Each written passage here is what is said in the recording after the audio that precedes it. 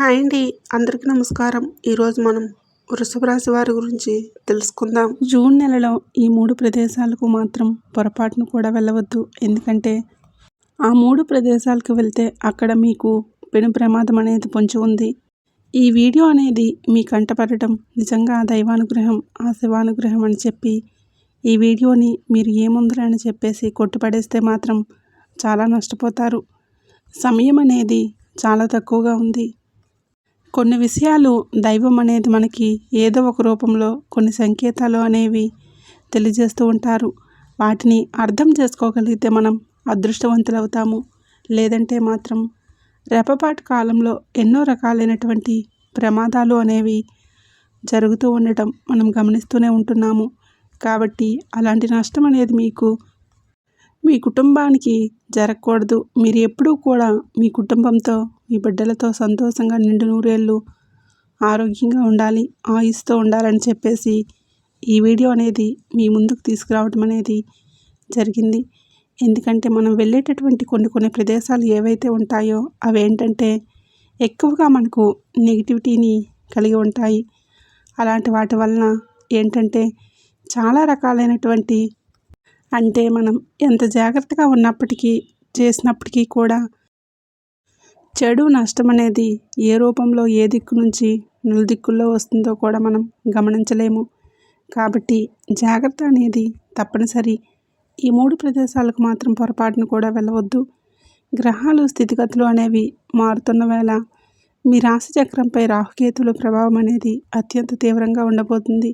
కాబట్టి ఈ జూన్ నెలలో ఏంటంటే మీరు పొరపాటును కూడా ప్రాణం పోయినా సరే నేను చెప్పబోయే ఈ 3 ప్రదేశాలకు మాత్రం వెళ్ళవద్దు.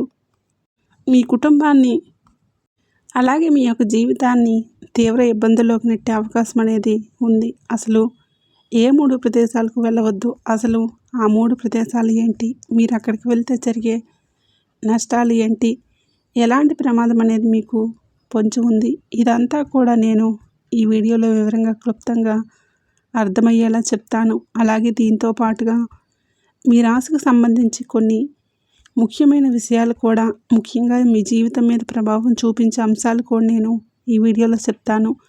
వెళ్ళకూడని ప్రదేశాలతో పాటుగా ఈ నెలలో ఏ ప్రదేశాలకు వెళ్తే మంచి జరుగుతుంది, ఆ ప్రదేశాలు ఏంటనేది కూడా ఇప్పుడు నేను ఈ వీడియోలో వివరంగా చెప్తాను.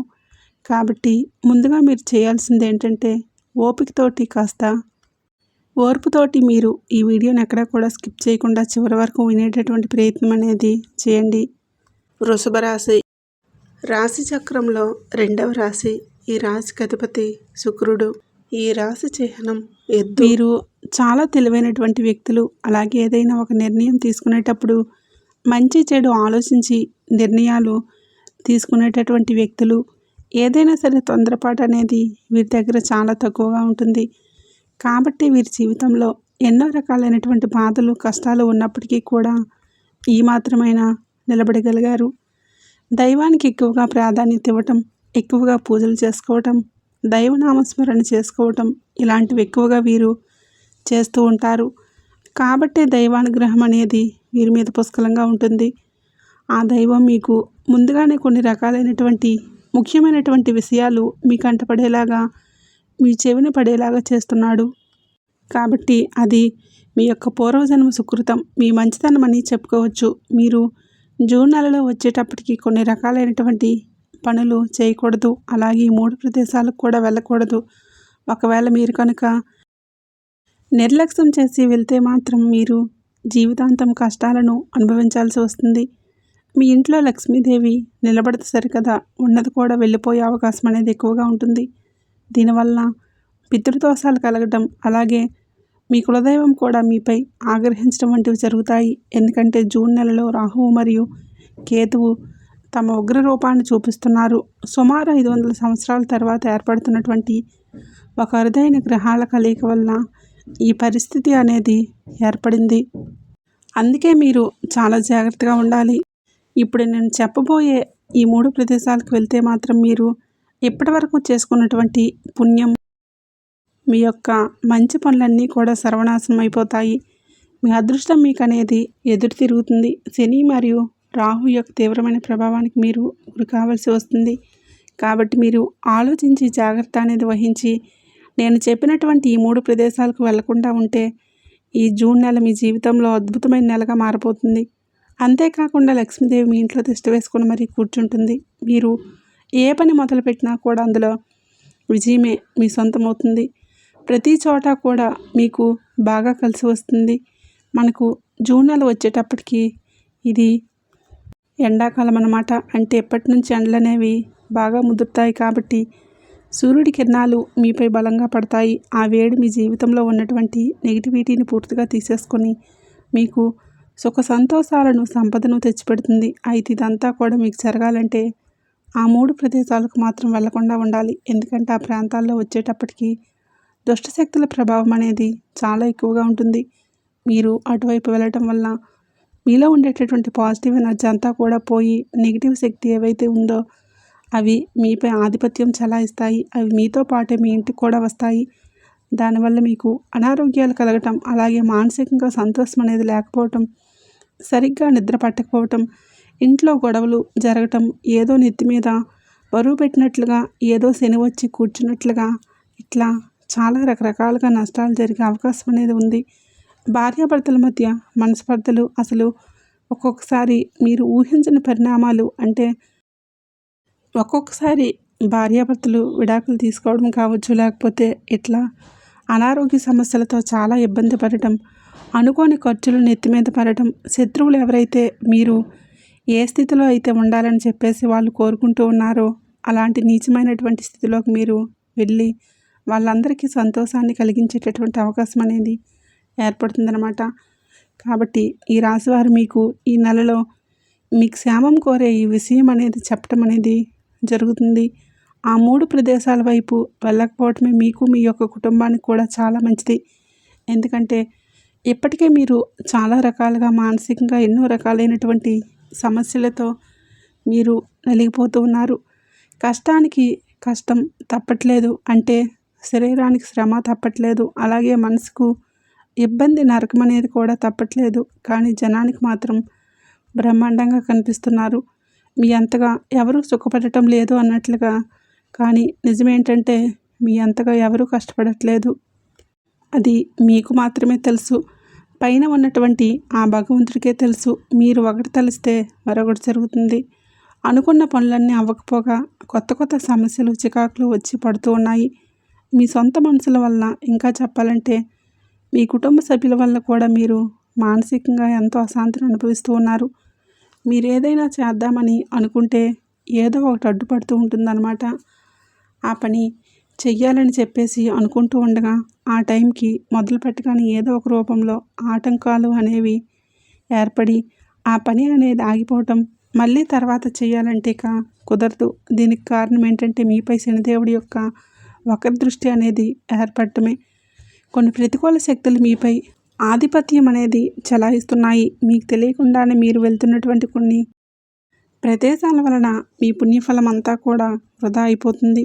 అందుకే ఈ మధ్య మీకు ఇంట్లో లక్ష్మీ కటాక్షం అనేది నిలబడకపోవటము, అనుకోని ఖర్చులు వచ్చి పడటం, ఇలాంటివన్నీ జరుగుతున్నాయి. అంటే డబ్బు ఏంటంటే వచ్చినట్లుగా వస్తుంది, కానీ నీటిలాగా ఖర్చు అయిపోతుంది. మీరు ఎక్కువగా ఉద్యోగాల పనుల మీద కావచ్చు, ఉద్యోగాల కన్నా కూడా వ్యాపారం చేసే పనుల మీద కావచ్చు, ఎక్కువగా మీరు ఆ ప్రదేశాల వైపు వెళ్తూ ఉంటారు, తిరుగుతూ ఉంటారనమాట. మిట్ట మధ్యాహ్నం అవ్వచ్చు, అర్ధరాత్రి కావచ్చు, ఇట్లా కొన్ని సమయాల్లో మీరు అలా వెళ్ళటం వల్ల ఏంటంటే దానివల్ల మీకు ఈ ఎఫెక్ట్ అనేది ఎక్కువగా పడుతుందన్నమాట. అవన్నీ కూడా నేను క్లియర్గా చెప్తాను. ఇంకా చెప్పాలంటే దీనికి ముందుగా మీరు బయటికి కూడా చెప్పుకోలేనటువంటి సమస్యలతో ఉక్కిరిబిక్కిరి అవుతున్నారనమాట.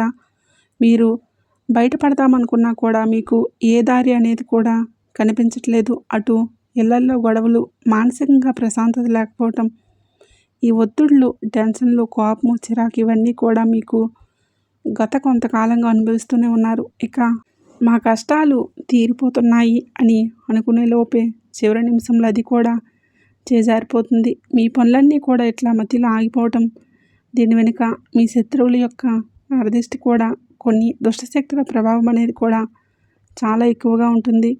మనము పనుల మీద, అలాగే ప్రయాణాల మీద రకరకాల చోట్లకు లేచిన దగ్గర నుంచి వెళ్తూనే ఉంటాము. కానీ మనకు తెలియకుండానే కొన్ని అపవిత్రమైనటువంటి ప్రదేశాల్లో అడుగుపెట్టినప్పుడు లేదా అక్కడ కాసేపు నించున్నప్పుడు కూర్చున్నప్పుడు అక్కడ నెగిటివ్ ఎనర్జీ అనేది మనకి అంటుకుంటుంది. అదే మనతో మన ఇంటికి కూడా వస్తుంది. అప్పుడు మనల్ని రక్షించేటటువంటి మనం నమ్ముకున్న దైవం, కులదైవం, మన పితృదేవతలు మనకి దూరం అవుతారు. ఆ దుష్ట శక్తుల ప్రభావం ఉన్న చోట ఏంటంటే దేవతలు నిలబడలేరు.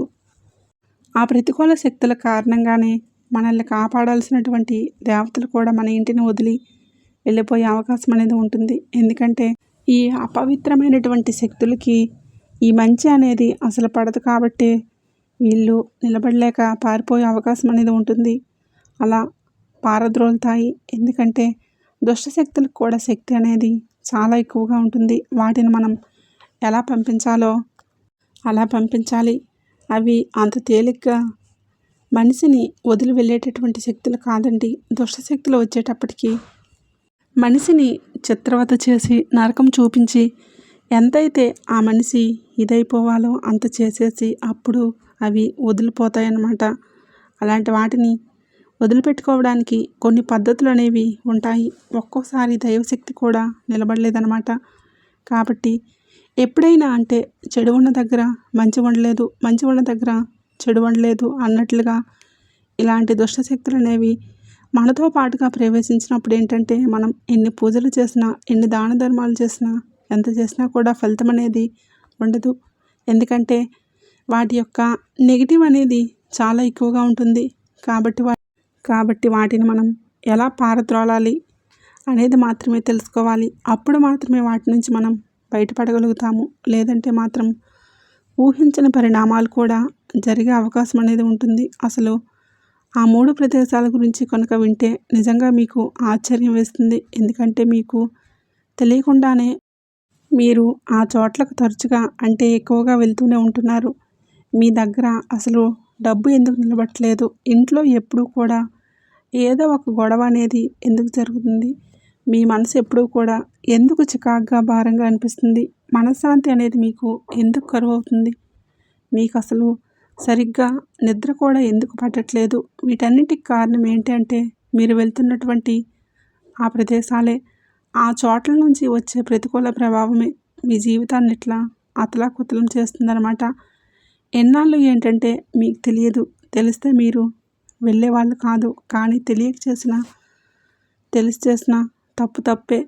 తెలియక నిప్పు పట్టుకున్నా, తెలిసి నిప్పును పట్టుకున్నా కాలుతుంది. కాబట్టి పొరపాటు అనేది జరిగింది. కానీ తెలిసిన తర్వాత మాత్రం అలాంటి పొరపాటు అనేది జరగకుండా జాగ్రత్త పడాలి. ఇకపై మాత్రం అసలు అలాంటి పొరపాట్లని, అలాంటి తప్పుల్ని కానీ చేయకూడదు. ఎందుకంటే తెలిసి చేస్తే మాత్రం చివరికి ఆ భగవంతుడు కాదు కదా, మనల్ని మనమే క్షమించుకోలేమన్నమాట. అందులో మొట్టమొదటి ప్రదేశం వచ్చేటప్పటికి చెప్తాను, మీరు జాగ్రత్తగా వినండి. మీకు మీ చుట్టుప్రక్కల లేదా మీ బంధువుల్లో లేదా మీ యొక్క స్నేహితుల్లో కానీ ఖచ్చితంగా ఒక వ్యక్తి ఉండే ఉంటారు. అది ఆడవాళ్ళు కావచ్చు, మగవాళ్ళు కావచ్చు, ఎవరైనా కానివ్వండి. మీరు ఉండే మీ చుట్టుప్రక్కల కావచ్చు, మీ యొక్క బంధువుల్లో కావచ్చు, మీరు ఎవరినైతే స్నేహితులుగా భావిస్తూ ఉంటారో వాళ్ళు కావచ్చు, దూర బంధువర్గం కావచ్చు, ఇట్లా రక్త సంబంధం కావచ్చు, ఇట్లా ఎవరైనా సరే మీకు సంబంధించి ఒక వ్యక్తి ఉంటారు. అది ఆడవారైనా, స్త్రీ కావచ్చు, పురుషుడు కావచ్చు. ఆ వ్యక్తి జీవితం ఎలా ఉంటుందంటే మొత్తం కూడా కష్టాలతో నిండిపోయి ఉంటుంది. అప్పులు, అనారోగ్య సమస్యలు, కుటుంబ సమస్యలు, తీరని సమస్యలు, ఎన్నో రకాలైనటువంటి మానసిక సమస్యలతో, కుటుంబ సమస్యలతో ఒక రకంగా చెప్పాలంటే భయంకరమైనటువంటి జాతకంతో కూడుకొని ఉంటారన్నమాట. ఆ వ్యక్తి నిజానికి గతంలో చేసినటువంటి కొన్ని రకాల పొరపాటు పనులు కావచ్చు, అతడు ఏదో జన్మలో చేసుకున్నటువంటి పాపకర్మలు కావచ్చు, ఇట్లా ఏది ఏమైనా కానివ్వండి, వారి ఇంట్లో ఉన్నటువంటి విపరీతమైనటువంటి నెగిటివ్ ఎనర్జీ వల్ల వాళ్ళు ఆ స్థితిలో ఉంటారనమాట. ఆ వ్యక్తి ఎవరు ఏంటనేది ఈ పాటికే మీ మనసుకు బాగా అర్థమై ఉంటుంది. ఎందుకంటే మీ చుట్టుప్రక్కల ఉన్న వాళ్ళల్లో, ఎట్లా మీకు బాగా తెలిసిన వాళ్ళల్లో విపరీతమైనటువంటి బాధలు కలిగి ఉంటారనమాట. వాళ్ళు ఎప్పుడూ కూడా మనశ్శాంతిగా ఉండరు. ఆ వ్యక్తి ఎవరో కూడా ఈ పాటికే మీకు తెలిసే ఉంటుంది. అలా మీరు తరచుగా వారిని కలవటానికి కానీ లేదా పలకరించడానికి కానీ వారి ఇంటికి మీరు తెలియకుండానే వెళ్తూ ఉంటున్నారు, లేదా కనీసం ఫోన్లో మాట్లాడే ప్రయత్నమైనా చేస్తూ ఉంటున్నారు. కానీ మీరు చేసినటువంటి పొరపాటు అదే. అక్కడే మీకు అసలు ప్రమాదం అనేది పొంచి ఉంది. మీకు ఆ నెగిటివ్ ఎనర్జీ అంటే ఆ శక్తికి సంబంధించినటువంటి నెగిటివ్ ఎనర్జీ ఏదైతే ఉందో అదంతా కూడా మీకు ప్రవేశిస్తుందన్నమాట. అంటే ఆ ఇంటికి వెళ్ళినప్పుడు ఆ ఇంట్లో ఉన్నటువంటి దుష్టశక్తులు, అక్కడ బాధలు, కష్టాలు, కన్నీళ్ళు అన్నీ కలిసి ఒక వలయంలాగా మిమ్మల్ని చుట్టుముట్టేస్తున్నాయి. మీరు ఆ ఇంటి నుంచి బయటికి వచ్చినప్పుడు ఆ శక్తులు కూడా మీతో పాటే వచ్చేస్తున్నాయి. నిజానికి మీ యొక్క అదృష్టం వల్ల ఇన్నాళ్ళు కూడా మీరు మాట్లాడుతున్నప్పటికీ, చేస్తున్నప్పటికీ కూడా ఆ దైవానుగ్రహం మీ మీద ఉండటం వల్ల, అలాగే పితృదేవతల యొక్క ఆశీస్సులు కూడా మీ మీద ఉండటం వల్ల మీరు అలాంటి చోట్లకు వెళ్ళినా కూడా ఇన్నాళ్ళు నష్టమైతే పెద్దగా జరగలేదు. కానీ దానికి సంబంధించినటువంటి కొంత నెగిటివ్ అయితే మాత్రం మీ జీవితాల మీద అయితే ఉంది. ఎందుకంటే ఆ దుష్ట శక్తులు మీకు ఉన్నటువంటి పాజిటివ్ ఎనర్జీని దూరం చేస్తాయి. అందుకే ఎక్కడైతే ఇట్లా నిత్యం గొడవలు జరుగుతూ ఉంటాయో, ఎక్కడైతే మనశ్శాంతి అనేది లేకుండా అశాంతి రాజ్యమేలుతూ ఉంటుందో అలాంటి ఇళ్ళకు వెళ్ళటం అనేది మీరు జూన్ నెలలో పూర్తిగా మానేసేయండి. ముఖ్యంగా వాళ్ళంటే మీకు బాగా ఇష్టం కావచ్చు, అభిమానం కావచ్చు, మీ రక్త సంబంధం కావచ్చు, లేదా బంధువులు కావచ్చు, స్నేహితులు కావచ్చు, వాళ్ళు మీకు బాగా నచ్చినటువంటి మనుషులైనా సరే ఇలాంటి వాళ్ళకి మాత్రం కాస్త ఈ నెలలో దూరంగా ఉండండి. ఎందుకంటే కొంతమంది ఎన్ని బాధలు పడుతున్నా సరే పైకి మాత్రం చాలా సంతోషంగా నవ్వుతూ ఉంటారు. అలాంటి వాళ్ళతో మనం ఉన్నప్పుడు ఏంటంటే మనకున్న బాధలన్నీ కూడా మర్చిపోగలుగుతాము. కానీ కొంతమంది ఏంటంటే వాళ్ళకు ఉన్నటువంటి సమస్యలు కొంతైనా సరే ప్రతి చిన్న విషయాన్ని కూడా భూతద్దంలో పెట్టుకొని చూసుకొని, అంటే నిజానికి కొంతమందికి భయంకరంగా సమస్యలు ఉండవచ్చు, కాదని అనటం లేదు. కానీ ఇక వాళ్ళు అందులో ఉండిపోయిన వాళ్ళ నోట్లో నుంచి వచ్చే ప్రతి మాట కూడా నెగిటివ్గా ఉంటుందన్నమాట. అలాంటి వాళ్ళతో మాట్లాడినప్పుడు మనం కూడా నెగిటివ్గా వెళ్ళిపోతూ ఉంటాము. మన ఆలోచన విధానం కూడా మారిపోతూ ఉంటుంది. అలాగే వాళ్ళకి సంబంధించినటువంటి అదంతా కూడా మనకు కూడా ప్రవేశించే అవకాశం అనేది ఉంటుంది. కాబట్టి అలాంటి చోట్లకు వెళ్ళకూడదు. అలాంటి మనుషులకి దూరంగా ఉండటమే మంచిది. మీలో ఉన్నటువంటి ఆ మంచి ఎనర్జీని మీరు కాపాడుకోవాలంటే అటువంటి వ్యక్తులు మీ పక్కింటి వాళ్ళైనా సరే, ఇట్లా మీ మనసుకు బాగా హత్తుకునే మనుషులైనా సరే జూన్ నెలలో మాత్రం వారి ఇంటి గడప కూడా తొక్కొద్దు.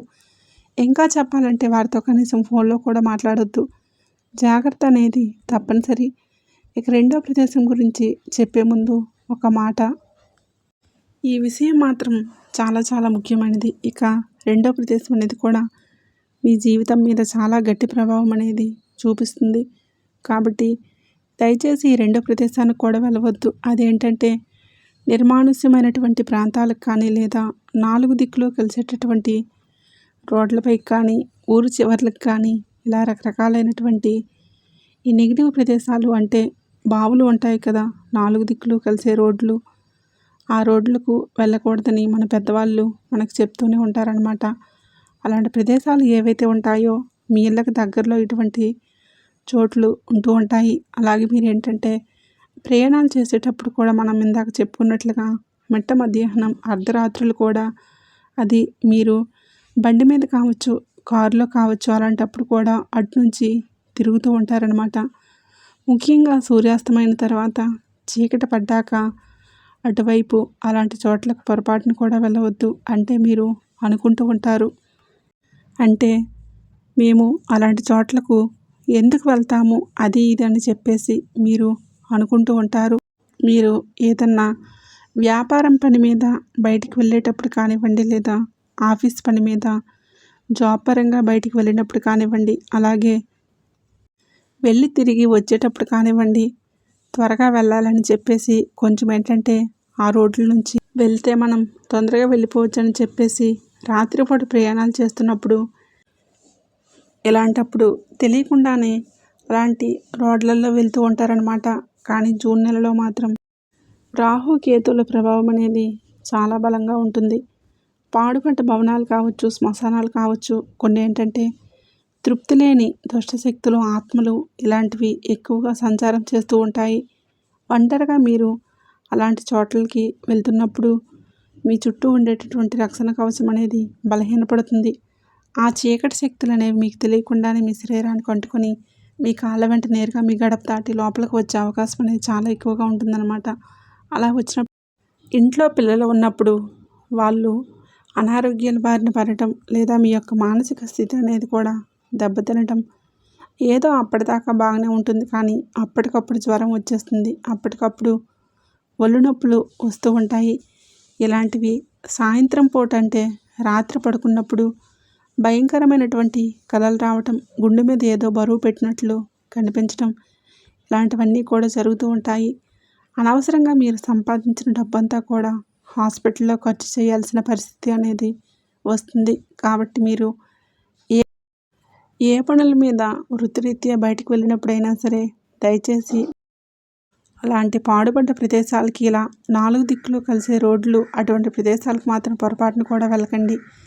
వెళ్తే మాత్రం అక్కడ ఖచ్చితంగా మీ కాళ్ళ వెంటపడి అక్కడ ఉన్న దుష్టశక్తులు మీ జీవితంలోకి ప్రవేశించే అవకాశం అనేది ఉంది.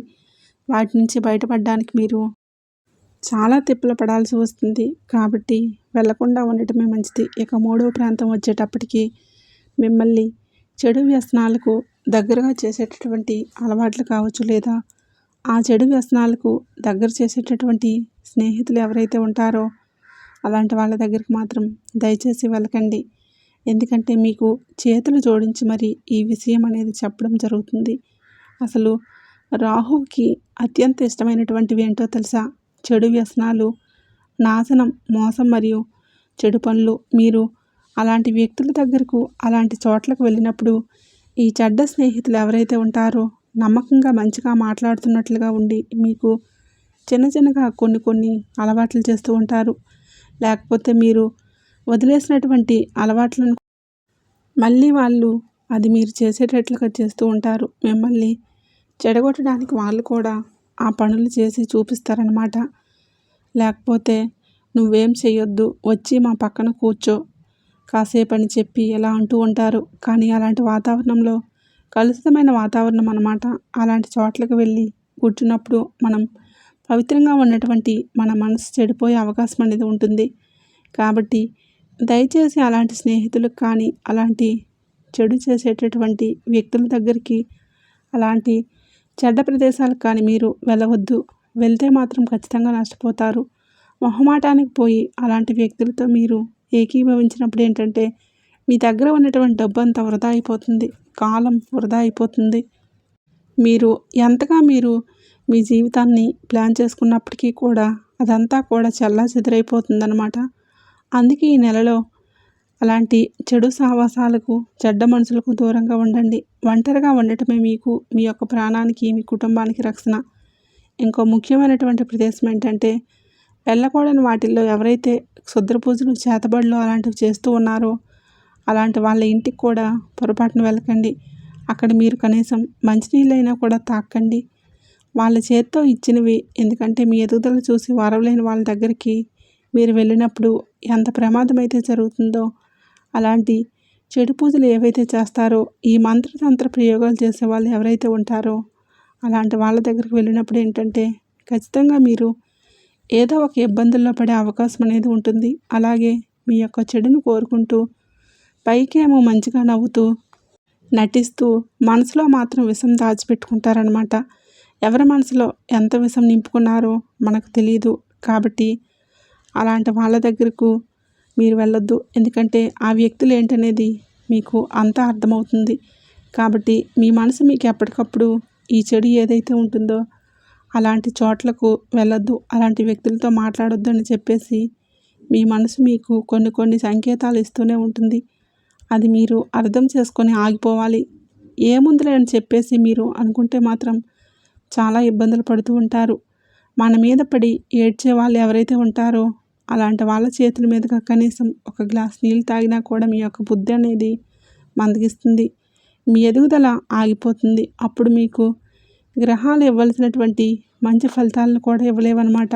మీ జీవితం ఏంటంటే తలకిందులైపోతుంది. కాబట్టి జూన్ నెలలో మాత్రం దయచేసి అలాంటి వాళ్ళ దగ్గరికి వెళ్ళొద్దు.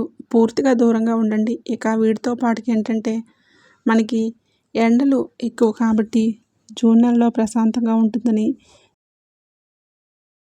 స్నానం చేస్తే బాగుంటుందని చెప్పేసి ఎక్కువగా నీళ్ళు ఉండేటటువంటి ప్రదేశాలకు వెళ్ళవద్దు. అదే మీరు చేసేటటువంటి అతిపెద్ద ప్రాణాంతకరమైన పొరపాటు అనేది అవుతుంది. పైకి నీరు ఏంటంటే ప్రశాంతంగా ఉంటుంది, కానీ లోపల మృత్యువు అనేది దాగి ఉంటుంది. ఇలాంటి లోతైనటువంటి నీటి ప్రాంతాల వద్ద జల పిశాచాలు, ప్రతికూల శక్తుల యొక్క సంచారం అనేది చాలా ఎక్కువగా ఉంటుంది. అవి మిమ్మల్ని తమ వైపుకు ఆకర్షించి ప్రమాదాల్లోకి లాగేసే అవకాశం అనేది ఉంటుంది. కాబట్టి జాగ్రత్త అనేది తప్పనిసరి. అంటే కాలు జారి నీళ్ళల్లో పడిపోయే అవకాశం అనేది ఉంటుంది. నీటి లోతును తప్పుగా అంచనా వేసి అక్కడికి వెళ్ళి ఇబ్బంది పడి నీళ్ళల్లో మునిగిపోయే అవకాశం అనేది ఉంటుంది. దీనివల్ల ఏంటంటే మీ యొక్క ప్రాణాలకే ప్రమాదం, మీ జీవితం ముగిసిపోయే ప్రమాదం ఉంది. దానివల్ల మీ కుటుంబం అంతా కూడా ఇబ్బంది పడాల్సి వస్తుంది. ఇలాంటివి మనం ఎన్నో చూస్తూనే ఉంటున్నాము. కాబట్టి ఇలాంటి నీటి ప్రదేశాల్లోకి దిగే అలవాటు అనేది మీరు పొరపాటును కూడా చేయవద్దు. ఎందుకంటే ఒక్కసారి కనుక కాలు జారి ఏదో ఒక రూపంలో కనుక ప్రమాదం అనేది జరిగిందంటే కనీసం కేకలు వేయడానికి, అంటే పిలిచి మనల్ని ఎవరైనా సహాయం అడగడానికి కూడా సమయం అనేది ఉండదు. కాబట్టి చెరువుల్లో కానీ ఇట్లాంటి కాలువల్లో కానీ నీళ్ళు ఉన్నటువంటి ప్రదేశానికి కానీ వెళ్ళేటప్పుడు చాలా జాగ్రత్త. అసలు వెళ్ళకపోవడమే మంచిదన్నమాట. కాబట్టి మనం చెప్పుకున్నటువంటి ఈ ప్రదేశాలకు వెళ్ళొద్దు. ఇక్కడ 90% గండాలు అనేవి పొంచి ఉన్నాయి కాబట్టి జాగ్రత్త. ఇప్పుడు మనం చెప్పుకున్నటువంటి ముఖ్యమైన ప్రదేశాలు ఏవైతే ఉన్నాయో వాటికి మాత్రం మీరు ఈ జూన్ నెల చివరి దాకా కూడా పొరపాటున ఎంత అత్యవసరమైనా కూడా దయచేసి ఈ ప్రదేశాలకు వెళ్ళకండి. వెళ్తే మాత్రం మీరు మీ కుటుంబం తర్వాత ఎంత అల్లాడిపోయినా కూడా ఎలాంటి ఉపయోగం అనేది ఉండదు. కాబట్టి మీ మంచి కోసం ఇది చెప్పడం అనేది జరుగుతుంది. కాబట్టి జాగ్రత్త. మరి వెళ్ళాల్సినటువంటి ఆ ముఖ్యమైనటువంటి ప్రదేశాలు ఏంటనేది కూడా ఇప్పుడు నేను చెప్తాను. వీటికి వెళ్ళటం వల్ల ఏంటంటే మీకు అదృష్టం అనేది బాగా కలిసి వస్తుంది. ఈ ప్రదేశాలకు వెళ్ళటం వల్ల ఏంటంటే మీ అదృష్టానికి పట్టినటువంటి తుప్పు కూడా వదిలిపోయి అదృష్టానికి ఎటువంటి అడ్డంకి అనేది లేకుండా మన జీవితంలోకి ప్రవేశించి మీరు ఎప్పుడూ సంతోషంగా ఉంటారు. అందులో మొట్టమొదటిది ఏంటంటే మీరు ఏదైనా ఒక పురాతన శివాలయం దగ్గరికి వెళ్ళండి. అంటే మీకు శివారాధన అనేది బాగా కలిసి వస్తుంది. మీకు దగ్గరలో ఉన్నటువంటి మీ ఊర్లో ఉన్నటువంటి శివాలయం లేదా పురాతనమైనటువంటి శివాలయం కానివ్వండి, అలాంటి చోట్లకు వెళ్ళండి. ఎందుకంటే ఈ మండుతున్నటువంటి ఎండల్లో చల్లని పురాతన శివాలయంలోకి వెళ్ళటం వల్ల అక్కడ ప్రశాంతమైన వాతావరణంలో మీ యొక్క అడుగులతో మీరు ఆలయంలోకి ప్రవేశించినప్పుడు పూర్తి భక్తితో మీ మనసుకు చాలా ప్రశాంతంగా ఉంటుంది. అలాగే మీరు భక్తితో శివలింగానికి చెంబుడు చల్లటి నీటితో అభిషేకం అనేది చేయండి. అలాగే కొన్ని బిల్వ పత్రాలు కూడా సమర్పించండి. ఇలా చేయటం వల్ల ఆ మరుక్షణమే మీ జన్మజన్మల పాపాలు, మీకు తగిలినటువంటి శాపాలన్నీ కూడా పూర్తిగా కడిగివేయబడతాయి. రాహుకేతువులు కూడా పరమేశ్వరుడికి పరమ భక్తులైనందున వాళ్ళు కూడా వణికిపోవలసిందే. కాబట్టి మీరు శివారాధన చేయడం వల్ల దుష్టశక్తులు ఏవైతే ఉన్నాయో, ఇంకా కొన్ని రకాలైనటువంటి చెడుతో మీరు చాలా ఇబ్బంది పడుతున్నారు. అలాంటివేవి కూడా కనీసం మీ కాలి యొక్క చిటికెన గోరుని కూడా తాకలేవు. కాబట్టి చక్కగా మీరు ఇట్లా పురాతనమైనటువంటి శివాలయానికి వెళ్ళి చక్కగా శివలింగానికి బిల్వ పత్రాలతో అభిషేకం చేయండి. మీకు మంచి జరుగుతుంది.